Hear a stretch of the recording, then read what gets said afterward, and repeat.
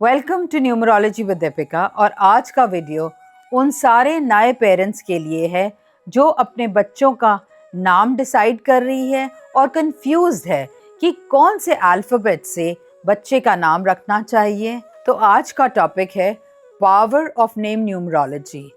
Do share it with your friends and family who might benefit from this.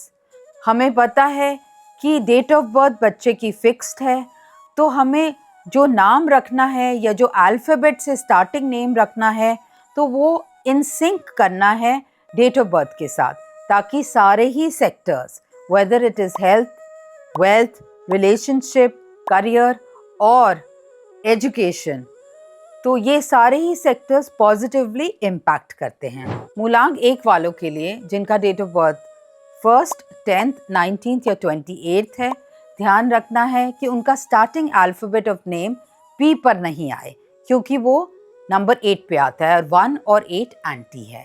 तो जो starting alphabet है names के वो हो सकते हैं ए, ई, आई, जे और के। मूलांक 2 यानी जिसका भी date of birth 2nd, 11th, 20th या 29th है, हमें ध्यान रखना है कि जो भी नेम का टोटल है वो 4, 8 और 9 पर नहीं आना चाहिए।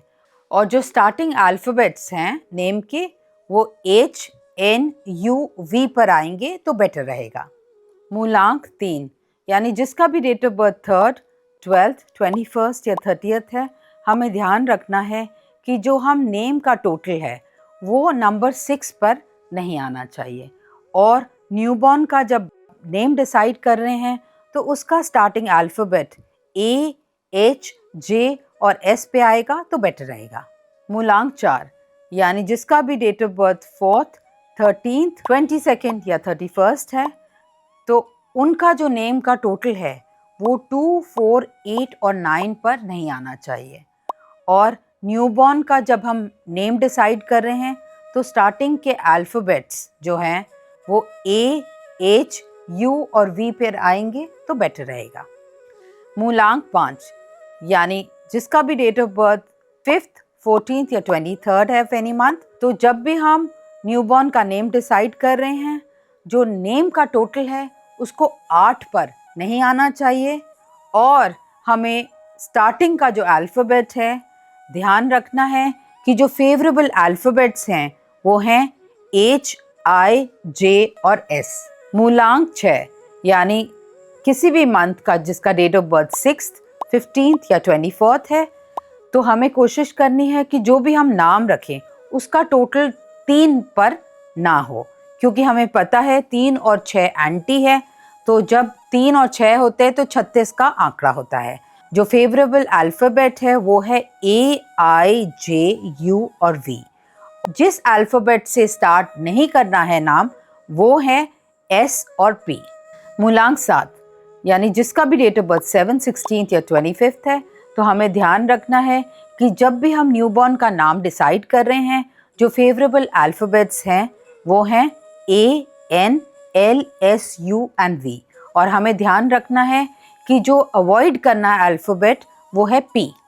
मूलांक 8 यानी डेट ऑफ बर्थ किसी भी मंथ का 8th, 17th या 26th है, तो हमें ध्यान रखना है कि हमारे बच्चे का जो नाम का टोटल है उसे कभी भी नंबर 1 पर नहीं आना है।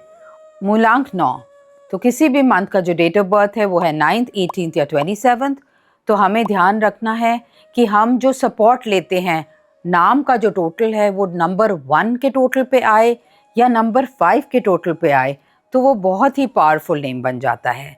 जिस अल्फ़ाबेट से हम अपने बच्चे का नाम रख सकते हैं वो है A, I, J, H और N। इस वीडियो में हमने सीखा और समझा है कि जब भी हम अपने नाम को एक फेवरेबल नंबर पर लाते हैं और जब भी हम अपनी डेट ऑफ बर्थ से नाम को सिंक कर देते हैं तो हम अपने बच्चे के भविष्य को, अपने बच्चे की लाइफ से स्ट्रगल्स दूर कर लेते हैं और नाम को पावरफुल और इम्पैक्टफुल बना देते हैं।